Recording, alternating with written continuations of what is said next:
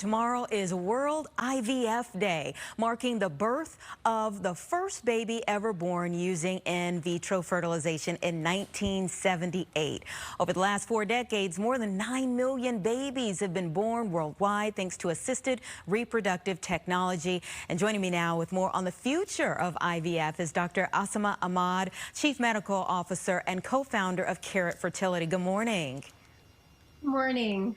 So I had a group of girlfriends all together this weekend. Of course, these types of conversations come up and you're thinking, my, how far things have come over time. Tell us a little bit about World IVF Day.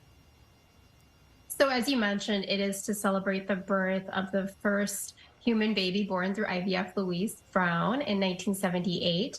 And as you mentioned, IVF has come a long way since its inception. Embryology labs and the quality of labs have improved, whereas previously multiple embryos were transferred to have success. Now you can do the single embryo transfer and have a very high success rate as well. And things continue to improve, such as genetic testing, as well as additional testing is available as well. What are some of the latest advancements, and why do you think it's taken so long for insurance to come as far as the advancements? To start, I'll go a little bit into the genetic testing. So genetic testing is available today that allows people to check to see if the embryo contains a specific mutation. So that, you know, if like, for example, a parent might have a mutation they don't want to pass on to their offspring, they can test for that, or they could check to see if there's a normal or abnormal number of chromosomes. And that's been refined over time.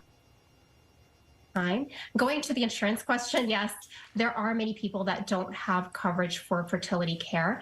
And one of the things that we do through Carrot Fertility is provide fertility benefits to them, because when you're thinking about the cost of fertility, a treatment like one cycle of IVF, for example, in and of itself can be upwards of over $20,000. So for some people, accessibility is an issue. They might not be able to afford that treatment, and that might be the only way that they can build their family. Yeah, we talked about how, you know, at one point in life, with $20,000 was like a down payment on a home, and then it was, girl, I'm freezing my eggs. So how do you know if IVF is right for you?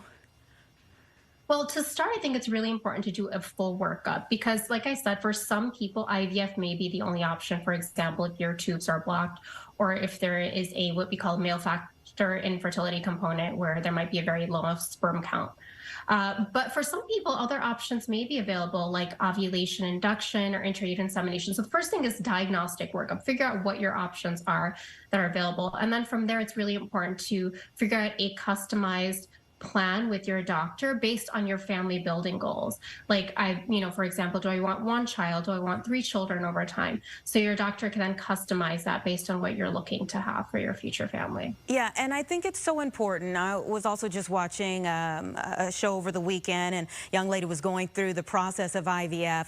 We see a lot of success stories, and that's wonderful that there are more and more success stories. But the reality of it is that that doesn't happen for everyone. So just talk about the emotional journey that IVF can bring you as well. That's a very good point, in that it isn't just that it's one treatment and done for most people. For most people, they actually have to undergo multiple treatments to be able to have success and reach their goal. And when you're doing IVF, there's injections that you're taking, sometimes multiple injections a day over the course of weeks. And then going through that process, going through the egg retrieval, which is a procedure, you receive sedation for that.